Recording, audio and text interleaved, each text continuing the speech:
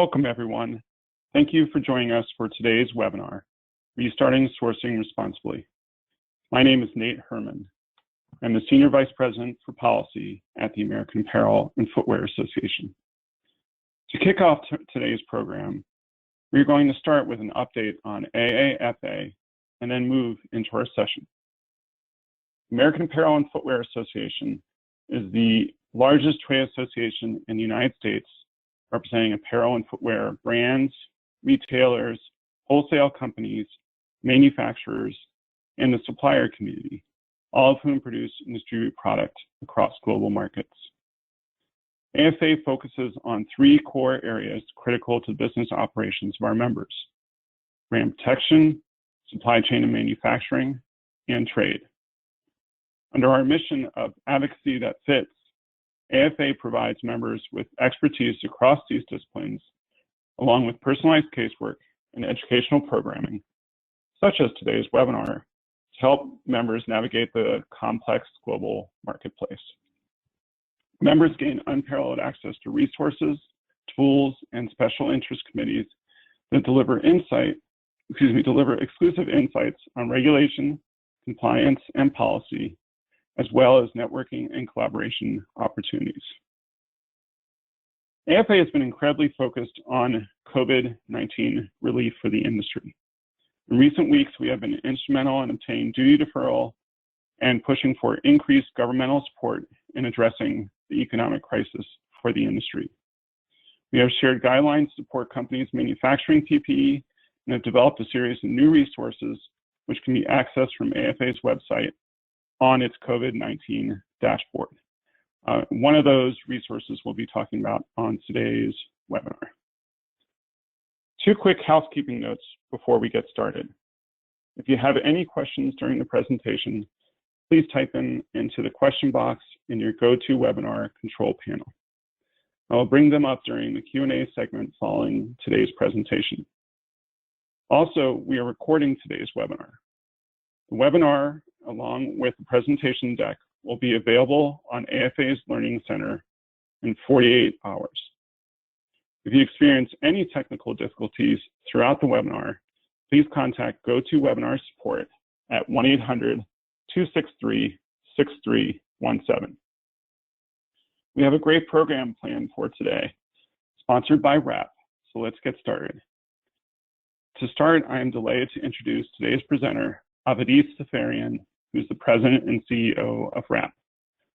Avedis joined WRAP in 2004 and was named President and CEO in 2012. Avedis has extensive knowledge of social responsibility issues within the highly complex worldwide supply chains of the apparel, textile, and footwear sectors. A recognized expert in the area of social compliance and responsible sourcing, Avedis often speaks on topics in this field at different forums around the world and has contributed to many leading trade publications and news outlets. Avedis is chairman of the executive board of the Association of Professional Social Compliance Auditors, or APSCA, and sits on the impartiality committees of several audit organizations. Avedis also served on the board of advisors for the Alliance for Bangladesh Worker Safety.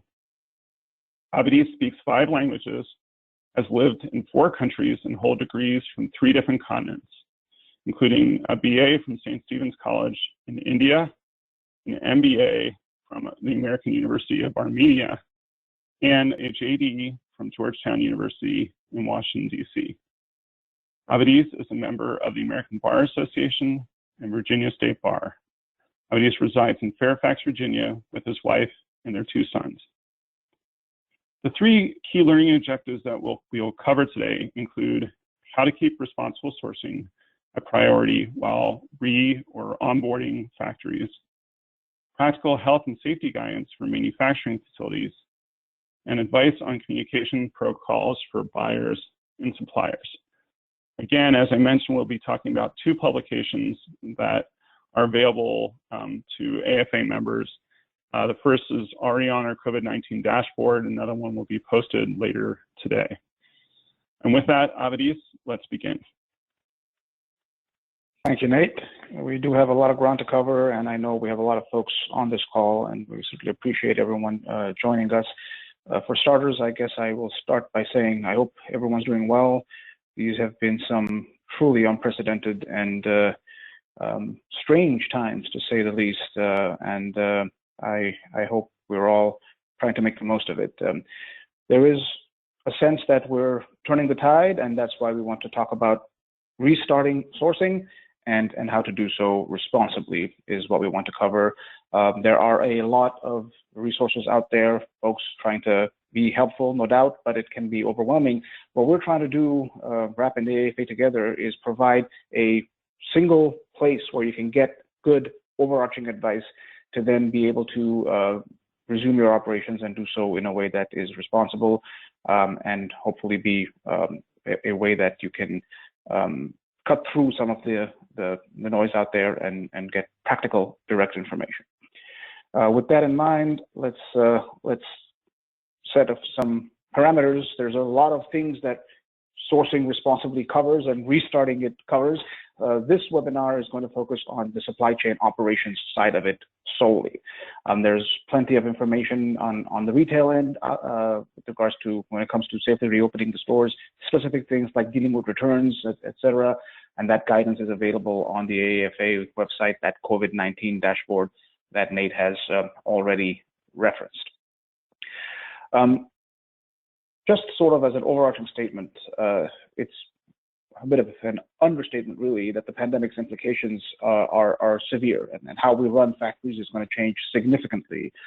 There will be really some permanent changes to what will become the new normal, what we consider to be normal factory operations.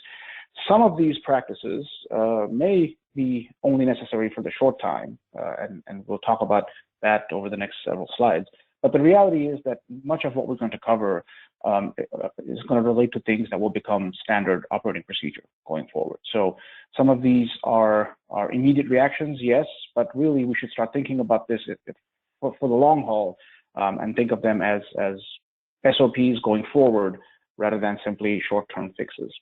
And the final thing I'll say on an overview thing is that, yes, these are challenging times and we are all hurting, and we're going to talk about certain activities and procedures and changes that will have associated cost implications. And there are already challenges in that regard. We all are aware of it, but we cannot hide this fact from folks. The reality is that at the end of the day, safety of workers, safety of people needs to come first, and that's something I think we all acknowledge. Yes, we are all hurting economically as producers, as manufacturers, as consumers, and we want to get back to some semblance of normal, some sense of economic,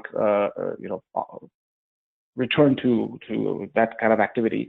But if economic pain is all that you've felt over the last several weeks, then you should consider yourself truly blessed. I know many of us, in my own extended family, we have lost individuals to this. So it does come down to making sure that the safety of people comes first. And so that's the context in which we want to dive into this. As part of the joint RAP AAFA industry guidance that we're putting out there, Nate and I will be sort of tag teaming this presentation. I'll be sort of controlling the slides here and going through some of the stuff, but Nate, feel free to jump in, and I'll stop at the end and see if there's any reflections on the information covered as we proceed. All right, a few overarching themes to set the rest of the slides into context. First and foremost, we're going to provide some good general guidance, which we have really compiled from a variety of sources and all the best practices that are out there. But above it all is the law. So we want to make sure that that the message, the first thing we say is follow the law, right? We recognize that local conditions will change significantly from one geography to another, one jurisdiction to the other. So we cannot provide comprehensive guidance. We're going to raise the broad range of issues you're going to consider, but you do need to make sure that local laws and regulations, where they exist, do need to be adhered to.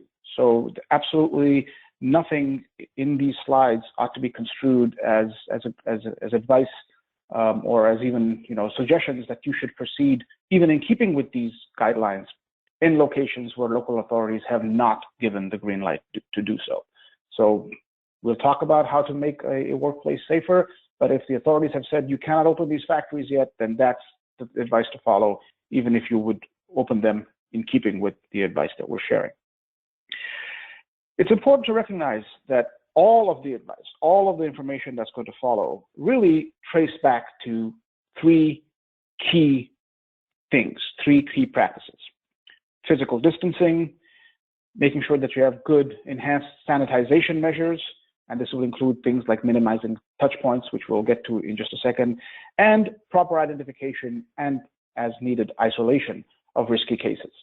These are the themes that run through all the advice, and we'll put them into specific contexts, specific settings, but as far as if there were just three things to keep in mind that you would apply in all settings, these are the key practices that need to be followed in all the cases that are going to come up. The other overarching theme to emphasize before we dive in is we need to start thinking of this not simply as a reaction to a situation and a patch of a problem that is temporary, but as I said, think long term. Start thinking from a management systems point of view, start thinking in risk-based scenario planning mentality, which is how you would approach regular business operations, because that's really what this is now going to become. It's going to become a part of the daily sort of operations. This is going to involve two key facets, the systemic approach that we're going to recommend over the next few slides. First, flexibility. We do want to give concrete advice, but we recognize that we're still operating in a fluid environment. Things will continue to change, and you will need to change with it, and sometimes those could be quite rapid changes that come up. So yes, we're going to tell you a little bit about how to plan and what to plan, and you should make those plans, but you should also be prepared to tweak them and to do so on a regular basis, and sometimes to do so pretty quickly in the event that circumstances so warrant. The other key thing is going to be communication. As Nate mentioned, that's one of the three key learnings in here. One message that is going to get repeated over and over again is the importance of making sure that whatever these plans are, whatever these new policies and procedures are, that they are fully, regularly, loudly, routinely communicated, because good communication is extremely important in the light of these swiftly changing circumstances. And these communications aren't simply, a one-way direction of instructions. We need communications between the buyers, manufacturers, buyers, and then between manufacturers and workers, and hopefully workers back to manufacturers as well. I cannot emphasize this enough, because in these uncertain times, that clarity of instruction that comes with good communication is going to prove critical, even if those instructions change from one day to the next, which they might have to, as we've just said. It is going to be important that whatever instructions are issued for whatever length of time they are in effect are done so clearly and in a manner that is easily decoded by the receivers.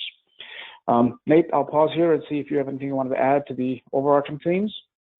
Right, and so thanks, Avedis. So to reflect this, the guidance that we have put out, and that is now available on the COVID-19 dashboard on the AAFA website, is living guidance. And so just as you might have to change, or your supplier might have to change, depending on how circumstances have changed from one day to the next, we are going to reflect that in the guidance as well. And so, and as part of the communication, we will be regularly communicating that out to members if and when the guidance needs to change in light of changes that we've seen in certain countries, or in what is an effective response to containing and preventing coronavirus. Avedis. All right, thanks, Nate.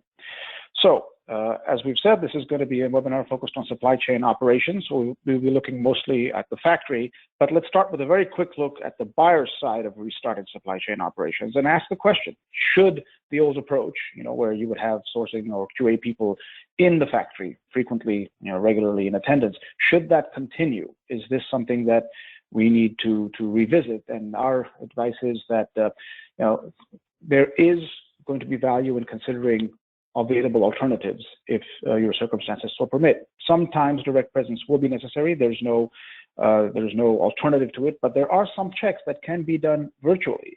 And to the extent that they can be done, you should certainly explore that possibility. We suggest the question to ask is, do we need to have a person physically present in the factory for this function, right? And as I said, in some cases, the answer will be yes, and then you'll have to proceed with that person there, and you would want to do so in a cautious and deliberative manner, as we will describe in the slides ahead. But where the answer is no, that the function can be done without a physical presence in the factory, it will probably be safer to not insist on that physical presence. As mentioned, in some cases, it's unavoidable, and we will return to this theme with regards to how you can put sourcing and QA people to good use to cover a bunch of other things. Keep an eye out on broader social compliance issues, for example. That's the other document that Nate referenced that we'll be issuing guidance on. But in general, the question to ask is, do we need to have a person physically there for this function? And if the answer is no, then by all means, it will be safer to go ahead and not have that person physically present. So turning to the factory now, we'll start with the same question. Does this person need to be here, right? For most people, that answer is going to be yes, they will need to be there. There is manufacturing work to be done, but there are certain functions that perhaps can be done without them being. So some back office work perhaps can be done offsite, and anything that can minimize the number of people that have to be on the premises is worth exploring. So to the extent that line workers and supervisors will have to be there, very well. We will talk now about how to keep them safe. But if you have back office functions, accounting or whatever other things you can think of that could be done without the person having to be physically on site, then perhaps that person should continue working remotely. Anything you can do to reduce the number of folks, the density of the people packed into the facility should be looked at. The next question, following closely on the do we have to have the person there, is how can we limit touch points? This is going to be a recurring theme throughout the advice. What can we do to make sure that the need to physically touch stuff is minimized? How can we make entry, clocking in procedures as contactless as possible? We will be talking about taking temperatures regularly. Can we do so with touch-free thermometers? Can we eliminate biometric based procedures, the fingerprint stuff where you scan a thumbprint or a fingerprint, in favor of a contactless alternative? All kinds of things that involve physically touching surfaces, touching equipment. If we can reduce that to whatever extent we can, we will be that much the better off for doing so. So this will be, again, a recurring theme. Nate, anything to add here? Yeah, I mean, just the point is, you really have to think about everything here when you're thinking about how can we reduce touch points. Where do people usually, entering and exiting bathrooms or entering lunchroom or break facilities? Is there a way to make it so the doors don't need to be physically open and closed every time somebody comes in and out? Because door handles is a high contact point, and as from all the evidence out there, is a place where COVID can easily spread. And so you just have to think about everything, not just the basics of a worker entering or leaving, but everywhere in the factory at any time of the day where there's multiple workers touching the same place. Is there a way to reduce that or eliminate that? Indeed. And as one of the things that is going to emerge from all this, in my opinion, as a long-lasting, permanent change, it is going to be the recognition that not just for COVID, but for all kinds of hygienic and safety purposes, it is better to minimize contact with surfaces where bacteria or microbes can last long. So this is something that I think is going to be really a permanent change in our way of operating workspaces. All right, some thoughts on some general management issues that we want to start with, and it begins really with the need to create an overall plan. We're going to talk about the elements you want to have in this plan on these slides, but the fact that you must have one, and you must have a team that's designated with the sort of care and feeding of this plan is clearly important, and this team really has to be one that is properly empowered. It cannot be a subcommittee of a subcommittee. This is going to need to have senior managers. It's going to need to have worker representatives on the team, and to the extent you have one available, if you're a large enough organization and you have qualified medical personnel on, if it's a big factory with an in-house position or larger organization, it would obviously be important for that person to be part of this overall plan team. Once you do have the plan, and as I said, we'll talk about the elements that need to go into it, it is going to be very, very important, as I've already said, to communicate that plan with all the workers. This is something that cannot be a need-to-know basis type thing. Workers want to be assured that that contingencies have been thought of and planned for, and need to understand what they have to do. What are the procedures that have to be followed, and how are they to be followed, and above all, make sure that they understand who to turn to if they have questions or concerns. How is this going to be resourced in terms of who do we go to and talk to if something is not clear or a procedure requires more information? It's going to be very, very important that the channel of communication be known and clear. A big piece of the plan is going to be the element of what to do if / when you get a worker that tests positive. What are you going to do? What is the immediate action that has to be taken? What's going to be the longer term thing? The sub-elements have to be, who else do you contact? How are you going to do the contact tracing and the risk mitigation that we talked about earlier? What is your plan with regards to a deep cleaning for the area or the entire facility? Will there be a shutdown involved? And if so, for how long? These are the kinds of things that you really want to plan for in advance and be ready. Hopefully you will never need to use the plan, but it's something that you will want to be able to pull out very quickly should you need it, and therefore you really shouldn't wait for the need to arise. You have to think about it ahead of time. And again, this is the management systems approach that we're emphasizing. So it's important to have these pre-thought out. The next sort of piece to this is making sure, again, you're going to see this repeated lots of times, that these communications are done regularly and recurringly. It's not going to be enough to simply say, here's the plan, and expect folks to absorb it, and you never have to remind them of what that plan is. Plus, the plan will evolve and will change. So you do want to make sure you have regular and recurring communications with workers on a daily basis, ideally. You repeat instructions that bear repeating, and also use those opportunities, those communication chances to provide follow-ups. If they did have a colleague that tested positive, or if there was somebody who was found to have a temperature and sent home, make sure that they are told what happened, follow up. If there were incident reports, explain how it transpired, because the one thing that is going to be in your control is that communication and the ability that has to minimize concern, minimize angst, and keep panic at bay by making sure that they see that you are in control and you're acting in accordance to a plan that is being properly executed. Any additional thoughts on general management, Nate?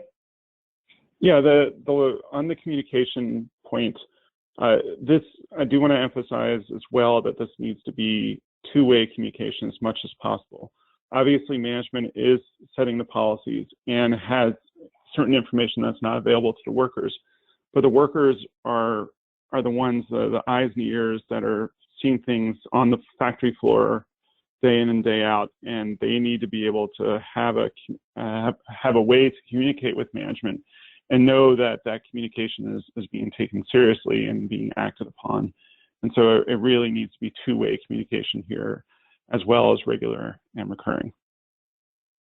Absolutely. All right.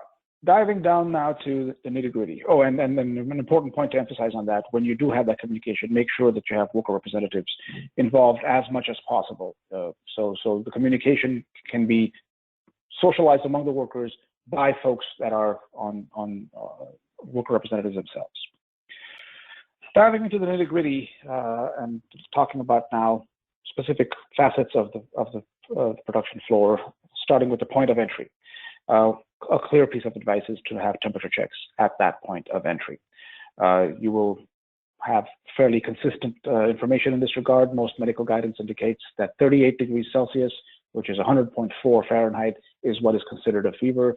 Not everyone has exactly that. There is no single standard temperature that's normal for humans across the planet, and there's a range for it. But most medical advice will say that if you're at 38 and above, that's considered a fever. So you want to make sure you have a point of entry temperature check.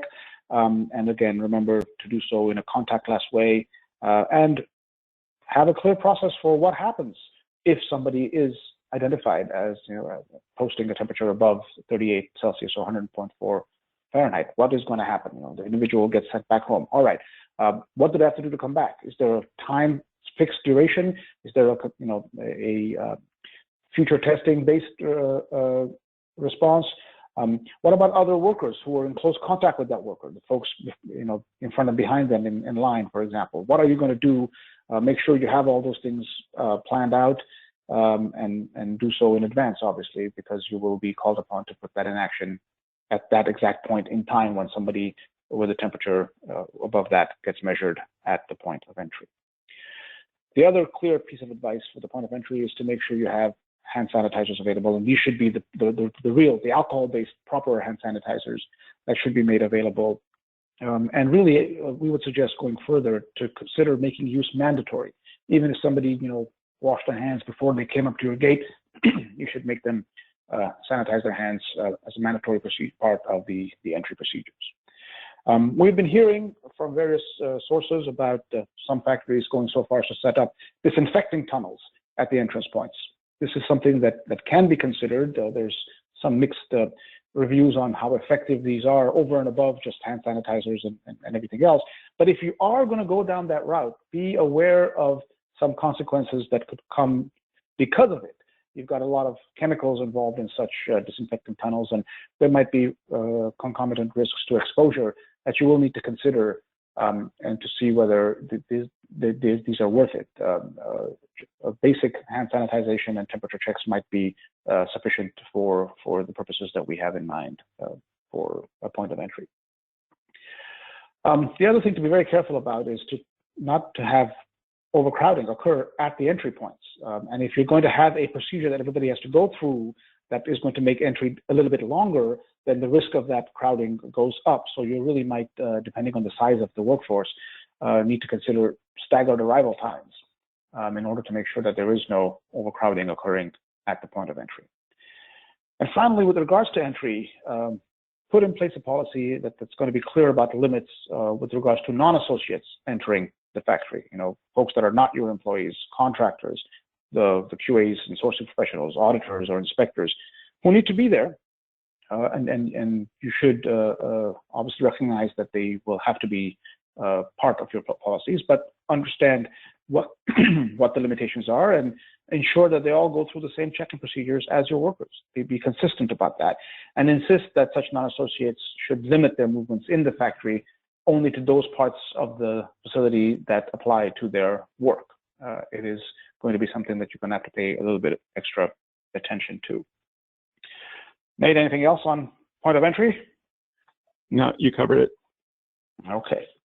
So moving on to the work floor then. Again, the obvious piece of advice here is to try and create as much physical distancing on the assembly line as circumstances will allow for, keeping in mind the most guidance out there suggests 6 feet, which translates to 1.8 meters as the minimum safe distance. This is going to be a challenge. We recognize that. Given typical factory setups, this might involve the need to explore staggering the work shifts or adding a shift if you're only a single shift operator, moving to a 2-shift operation. And in some cases, you might even need to look at some line reconfiguration. Even with the best of intentions and realizing that resources are limited, it might be a challenge to have that kind of distance. But it's going to be important to try. The one thing that the last several months have made clear is that as a weapon, it is a blunt one, but it is one that works. Physical distancing truly has been responsible for flattening the curve and for getting this to whatever semblance of control that we've been able to establish over this disease. So it's going to be critical for this to be a big part of any responsible reopening of factories plan. General physical distancing is sort of the extension of this. This refers to other parts of the facility, the canteens, other break areas. Again, there may well be a need to have staggered meal times, change the break patterns so that you limit the number of people that are going to go into that canteen, or set it up in ways that limit the number of people gathering during other breaks. These are all going to be part of the general physical distancing that you need to look at. You may also need to look at things like the restrooms and reevaluate what your capacity is and how do you ensure there is no overcrowding when it is utilized. In general, as an extension of physical distancing, we also want to make sure that the facility is well ventilated, again, so that even if there is, droplets and the like, that they're easily carried off and not going to hang around.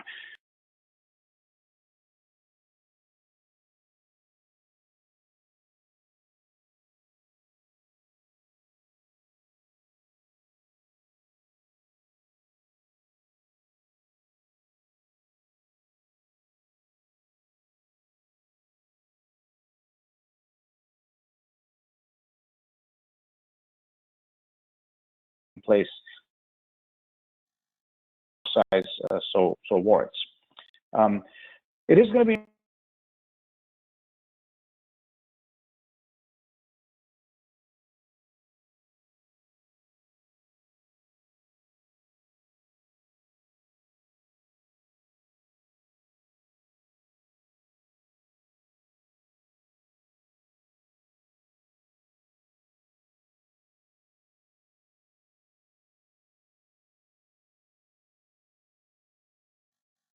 a dedicated team and happens during operations. Most guidance suggests that you want a cleaning, a sanitization at least once every 4 hours. And especially where you've got production facilities that you're not going to be able to eliminate all touch points, it is going to be important that you sanitize the high-touch surfaces regularly. If you're going to go into a multi-shift operation, as many factories might be considering to increase the physical distancing between workers, make sure that you likewise establish a procedure for sanitization between shifts. And it's natural to think of this as being something that you will involve the worker in. Make sure that they sanitize their workspace before they leave, or the next person coming in sanitize before they start. If you're going to do that, then you need to make sure that the training that we will talk about in a minute does have this as a big part of it, so that workers understand what is required of them, and they do so fully and properly, because this is going to be a risk factor to be considered. And then, again, as with the point of entry, make sure you have hand sanitizers available throughout the production floor, and encourage regular use of hand sanitizers as part of just the daily routine. Nate, anything to add on the workflow stuff there? Nope. Go ahead. All right.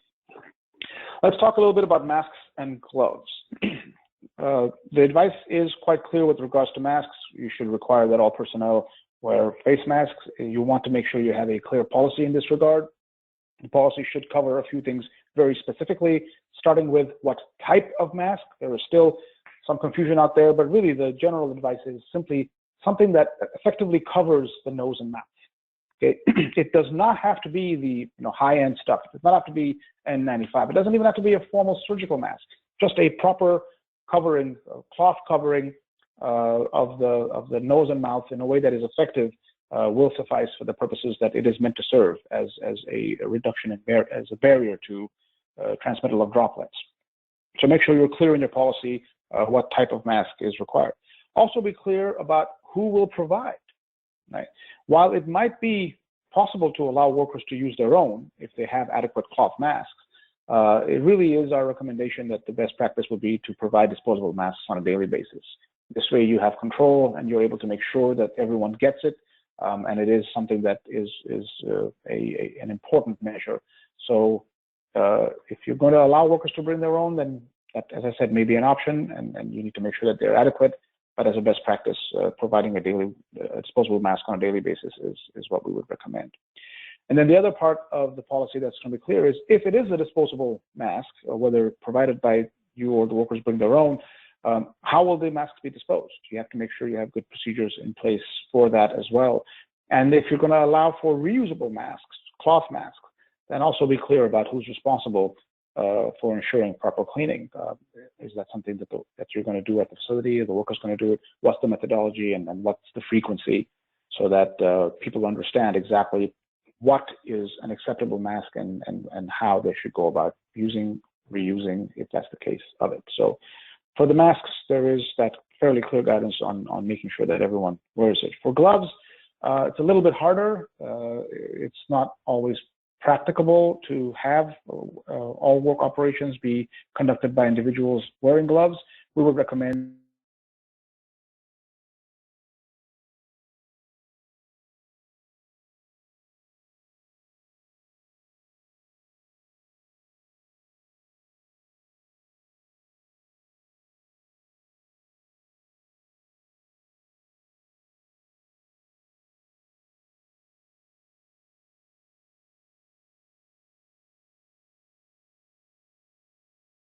Go ahead. So let's talk a little bit about worker training then. This is going to be an extremely important part of the reopening plan, and you want to make sure that you think of this as really core to the entire entirety of it. You want to make sure that you train all workers, and you want to make sure that you repeat the information regularly. We've touched upon this already. What you want to make sure that the training covers are the following elements. You want to make sure that you talk about physical distancing. You talk about the importance of regular and proper sanitization, washing hands, using the hand sanitizers, obviously wearing masks and generally avoiding touching one's face. And as I've mentioned already before, making sure that they understand what the policies are in this regard. What are the procedures? How do you enter the factory now? How do you go about reporting? And then who to ask if you have questions. These are going to be all important elements that you want to cover. But another very important thing to keep in mind here is that, we can talk at length about conditions at the factory and how you can try to maximize safety in the factory. But these workers eventually are going to go out back into their homes, and they're going to be on public transport. So some of the challenges there are not going to be in your control. So it's going to be very important, very valuable to make as part of the training the element of ensuring that they should follow these hygiene and sanitation measures all the time, not just at the factory, at home and on their commute to and from work. Make that an element that is emphasized in the worker training. And as part of the training, make sure that you focus on supervisors as well and have them properly trained and tasked with ensuring compliance with these practices. They're the ones who are going to be on the front lines for you, enforcing things like, are folks wearing masks? Are they maintaining physical distance requirements? Are they ensuring that they're not overcrowding each other and putting everybody else at risk? So supervisory training as an element of the worker training is going to be important. And the final element to emphasize on worker training is encourage folks who have any concerns, and if they have any symptoms, to report them promptly. And make sure the message is clear that workers are not going to be penalized for doing so. It is going to be a very important element of sort of communication and trust building, because if you have individuals who have concerns or who have symptoms, they really need to be identified for their own safety and for the safety of the larger operations as such. So you do want to make sure that there are no disincentives whatsoever to coming forward and saying, I'm not feeling good, I'm having trouble breathing, and make sure that these people get the attention and help they need. Anything to emphasize on worker training, Nate? No, I think it's just in the interest of time. Why don't you just run through the rest of the slides? We're on the downhill stretch here. We're going to talk about those are the main points with regards to general management and on the factory floor and planning and worker training. Some important related considerations. As we mentioned, a lot of the workers come after they work, they go back home. Some of them are going to go to dormitories that you may have some control over, and in those cases, again, we would recommend temperature checks and hand sanitizing at the point of entry, similar to what you would put in place for the facility. We also will need to consider finding in the dormitory a separate area for workers who are feeling ill or are showing symptoms, a place where they can be kept and housed while we determine whether they have COVID-19 or not. So it's going to be a challenge. Most dormitories aren't set up with physical distancing in mind, so it might be necessary, if were possible, to explore additional facilities where you can possibly have that option. But in any case, it's going to be important to have these point of entry type controls and separate areas for ill workers. When the factory is the one providing transportation to and from, again, we would say temperature checks and hand sanitizing at the point of entry before folks board the vehicle. And you're going to want to make sure that whoever is in charge of that, whether it's just the driver managing the process or if there's a supervisor that's assigned to a specific route, are properly trained on procedures. And what's going to happen if a rider shows up with symptoms or has a fever at the point of entry check. Also, don't forget to monitor the health of the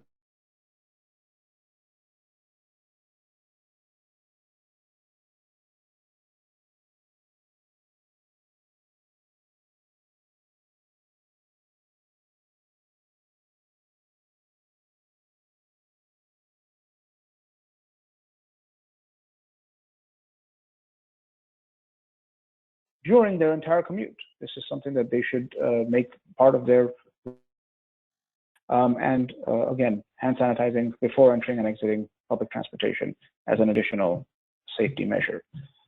Some of these things are not going to be entirely in the factory's control, obviously, but to the extent that you can educate the workforce and get them to make a habit of maintaining those good practices that you will implement on the factory floor in their regular routines as well, it will be helpful for all concerned. One final point on related considerations that we've heard a little bit about is this immunity passports thing. What are they? Are they out there? Should we be looking at that? Is that a solution?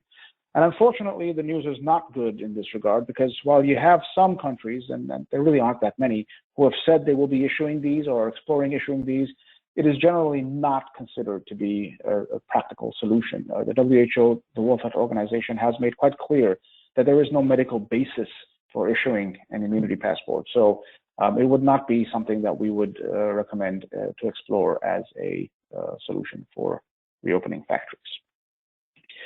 All right. While we talk about the health and safety of folks coming in and restarting operations, we recognize that the focus will be, and it well should be, on just that issue, worker health and safety. We do want to make sure that you do not lose sight of the broader issue of responsible manufacturing and responsible sourcing and social compliance issues at large. We do anticipate that as factories start to come back up and sort of rush to catch up and look around for ways to make up for lost time, there will be some issues that we anticipate are going to be rearing their head. And these are going to include, to name a couple that are fairly obvious, a concern with regards to how many hours workers are going to work, and what is it going to mean for recruitment practices with regards to factories that might want to make up, as I said, for lost time. The reality is that, circumstances that have resulted because of the lockdown, the economic sort of pain that we felt, will likely mean that you're not going to have any trouble finding workers. They're going to be perfectly willing to come in, and they're going to be willing to put in extra time. The question is, are you going to be able to do so in a responsible manner? So in other words, are you going to be able to make sure that that work is all being done voluntarily, safely, and is being paid for properly? Those are key elements that we want to make sure you don't lose sight of, even as you focus on health and safety, and some negative consequences that might result in terms of challenges with regards to forced labor, with regards to recruitment practices, with regards to other kinds of social compliance issues, are things you don't want to forget about. And this will bring us to that second document that we are going to be issuing later today, which is the AAFA Joint Guidance on Social Compliance for Non-CSR Personnel.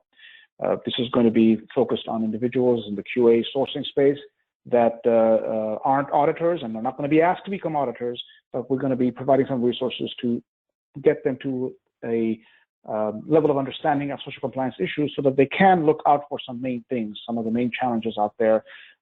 Forced labor, we've talked about.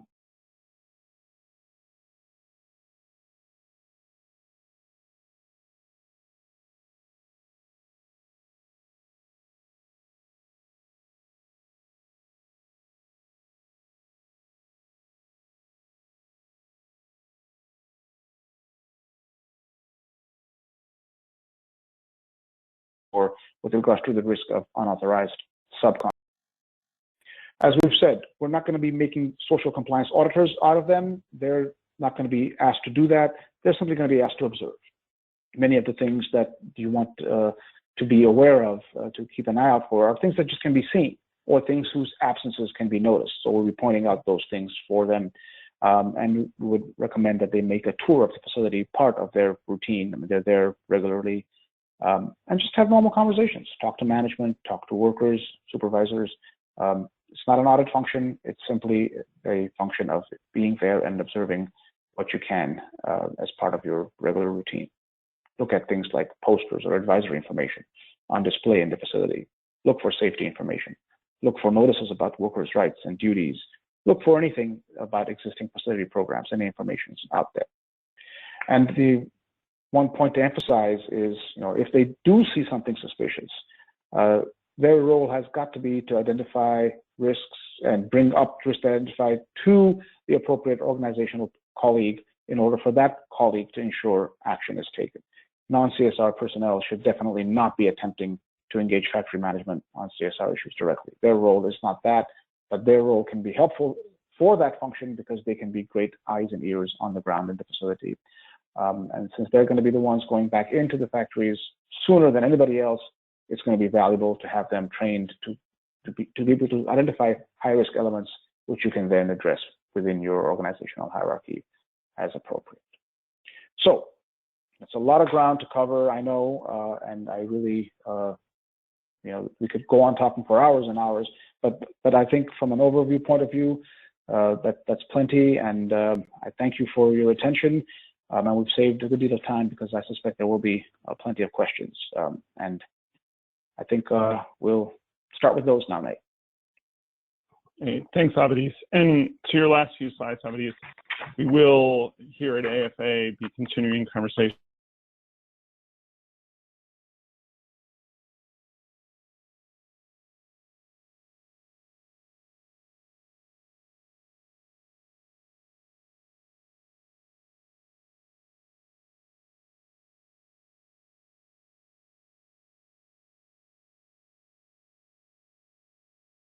in a post-COVID-19 world. But now we'll go ahead and take some time for questions. Just a reminder, please be sure to type your questions into the question box in your control panel. We'll address as many questions as possible, and the speakers will respond via email to any unanswered questions after the webinar. So let's get started here. If I can bring up here we go. Okay. Shoot, sorry. Okay, the first question. Avedis, do you see audit protocols changing to include social distancing, sanitation, and health and safety sections of the audits? Yeah, that's a great question. And I think it's a yes, but answer. I don't think it's going to be possible to just assume that the old protocols will suffice.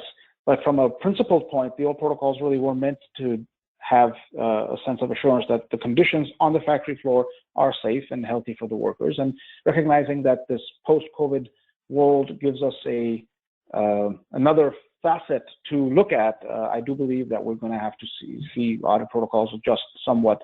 If there is a factory floor where everyone is working cheek to jowl, then that's probably going to have to be raised as at the very least, an observation.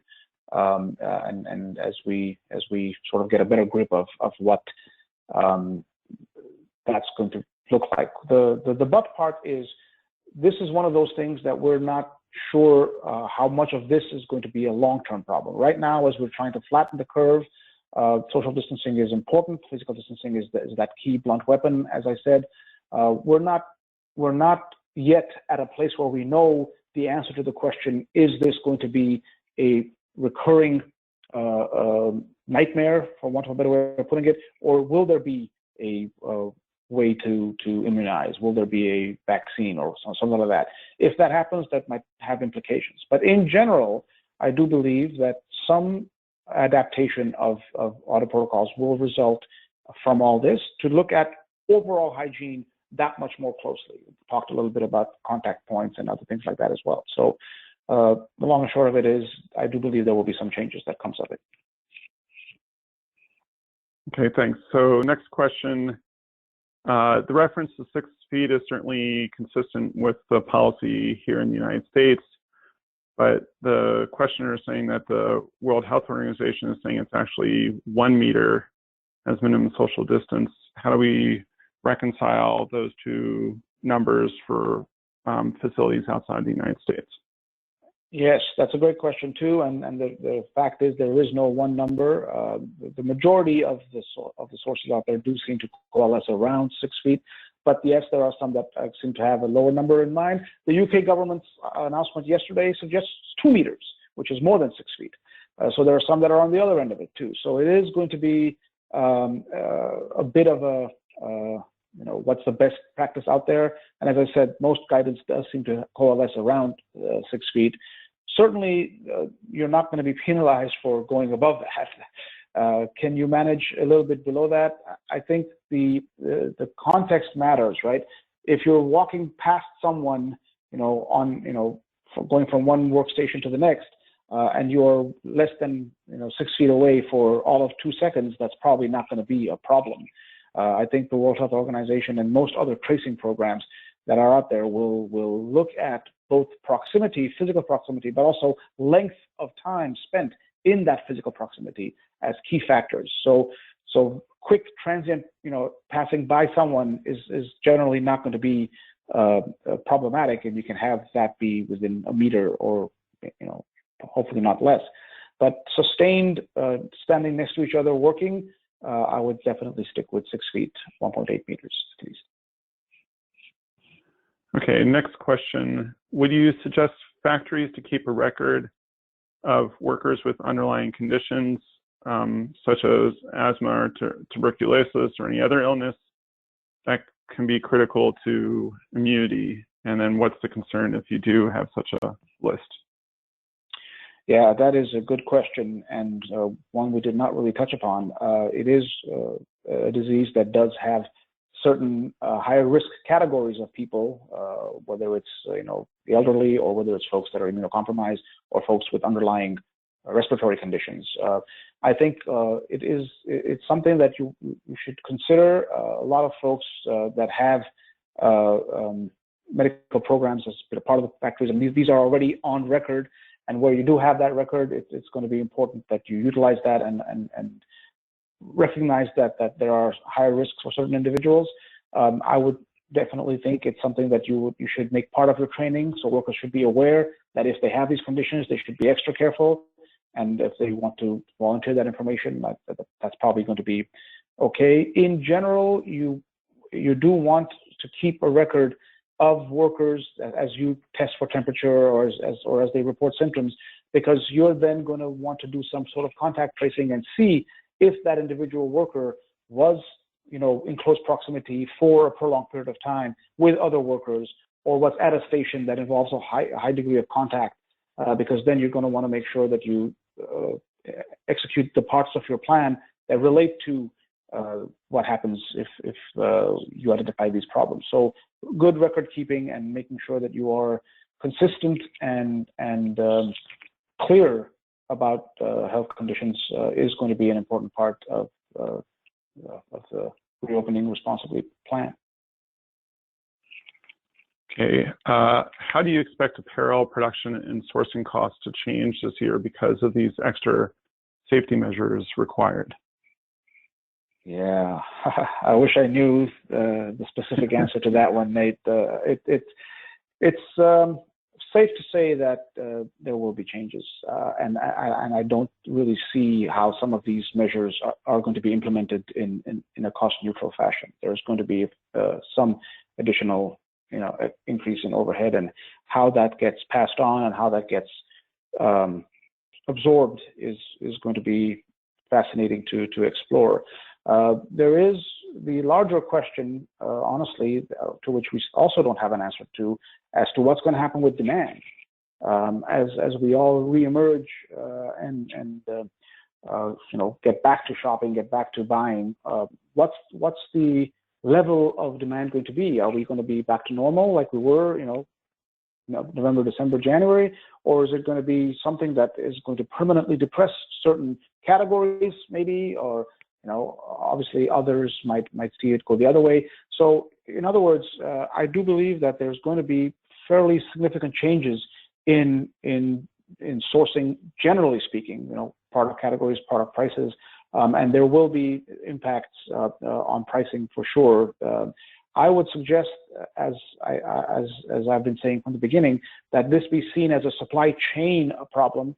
It would not be appropriate to simply say that all costs are to be borne by one end or the other of the spectrum, but finding a way to be clear about what has been undertaken. And again, good communication can be not only critical, but can be the difference maker in this case, so that you understand when you're communicating with your factory or the factory is communicating with the buyer, what the implications are and where those costs can be fairly absorbed. But while I don't have an answer to what will those changes be, I do believe, as I think we can all say safely, there will be changes, and it will not be that manufacturing is going to get cheaper. Okay, so we have a lot more questions here. I'm not sure we're going to be able to get to all of them. So there's a question on, should the employer be providing the gloves and masks, and we recommended yes. And that gets back to the previous question on costs and who bears those costs. And then it said, would RAP and AAFA consider and recommend businesses to accept more social compliance programs as an effort to reduce audit fatigue by the factories and minimize health safety risks for all people involved in an audit, especially during these challenging times? Yeah, I think that's a great question, and honestly, it's great advice. We've generally maintained, and that's been something that you've heard me say on other forums as well, that in today's day and age, where there are a group of recognized programs out there that do credible and responsible jobs with factory validation, that there's really no call anymore for programs for individual brands and retailers to keep insisting on doing their own, especially because that opens them up to the fox caught in the henhouse challenge. I mean, these are factories that you source from. You have a vested interest in making sure that they pass. So there is that credibility question with regards to your own people inspecting the factories that you place orders in. Going the third-party route is much more credible, generally much more cost-effective, and there are folks out there that do a good job. This is what RAP does. It's our professional calling. And so, yes, I would definitely encourage folks to accept programs out there, reduce audit fatigue that way. Interestingly enough, we're getting ready at RAP to issue a white paper on this very soon, making that call to the space at large. This is the one silver lining possible in this dark cloud, which is a chance to reset the way we go about validating social compliance in our supply chains, and to do so with a collective sort of menu of options, group fashion, is going to be much more effective, and definitely reducing audit fatigue will be one positive consequence of it. Okay, so there's lots of questions here, so I'm just going to try and take a few in our little time left. There are a ton of guidance documents on health and safety that have recently emerged, as well as a ton of demands from activist campaigners. Can you please list the resources you consulted to put together this guidance? Yeah, well, there's definitely a lot of information out there, and we've got some resources that we mentioned in the PDF guidance that Nate mentioned earlier. That's going to be on the COVID dashboard, already is on the COVID dashboard. So there are some references in there as well. And that's a good starting point. If we tried to list them all, it would be an endless document. So the main ones are the ones that are listed, and we can certainly, if there are specific ones you want to see explored, we can certainly get back to you with additional geography-specific ones, if that's where the question was going. Right. I mean, the idea through this guidance is to provide a single source as a storing point, as long as you also comply with local or country regulations as required, and trying to give people one source to go to. If you're dealing with a country like Bangladesh, the BGMEA already has a separate requirement. If it's an Accord factory, you have an additional requirement on top of that. But where there is just one, where there is nothing available or the local regulations are limited, we're trying to give that as a source. And just to note that the guidance does try to incorporate information from the BGMEA guidance and the Workers' Rights Consortium guidance and others as part of that. So next question, sorry, there's a lot of different questions here. To what extent is the guidance provide the responsibility of buyers versus the factories themselves versus local government officials? Who is best positioned to monitor compliance to these best practices? Yeah, another excellent question. We're focusing on what needs to be done much more than who is the one that needs to do it in these cases. These are measures that are important for protecting not just the workers on the factory floor, but the larger communities, and to a very real way, the supply chain itself. As we come out of this and then are able to now start sourcing again, imagine how much worse things will be if we end up not being able to manufacture because the workers are all sick and we're not protecting them. So the focus really is more on what needs to be done. The who needs to be done question is obviously a very important one too. And as I've said, I really hope that this gets approached in a supply chain, everybody is interconnected sense of the word. So there is going to be a role for the factory. That's the place where the workers are right there. But I would definitely not envision brands and retailers being able to simply place all that burden over there. Absolutely not. There is certainly the responsibility, and it's been fascinating to see how that conversation has played out over the last several weeks as we talk about things like purchasing practices in the space. But also, by the same token, I sure hope governments don't get forgotten in here. One of the things we spent a bit of time talking about was, no matter how well intentioned and however well resourced you are and keeping factories safe and healthy, these workers eventually go back home, ride public transport, have their own families, have kids that go to local schools.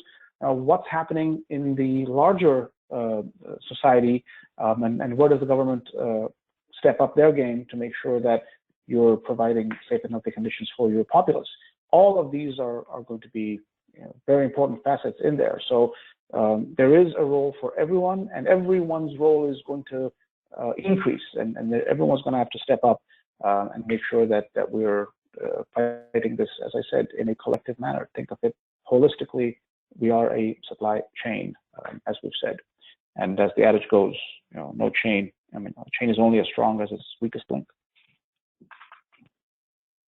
So on that note, and that was a good way to end this. I know we have a lot more questions, but we are out of time. And so we will follow up on the questions that we're unable to answer offline. Either Avedis or I, or both of us, will try and answer those questions. And then as we close, I would like to remind everyone about our ongoing distance learning opportunities, including upcoming webinars, as well as access to archived webinars that you can access through the AAFA Learning Center. And finally, as a reminder, several of our policy committees are sending out updates on COVID and more. If you would like to join any of those, please contact membership at aafaglobal.org. We are also sending a weekly email to all members with the next one scheduled to go out, I believe, later today. And thank you again to RAP for this informative session. Again, you will receive an email with links to the PDF of the slide deck and recording of today's webinar. Thank you all for joining us, and have a great day. Thank you. Goodbye.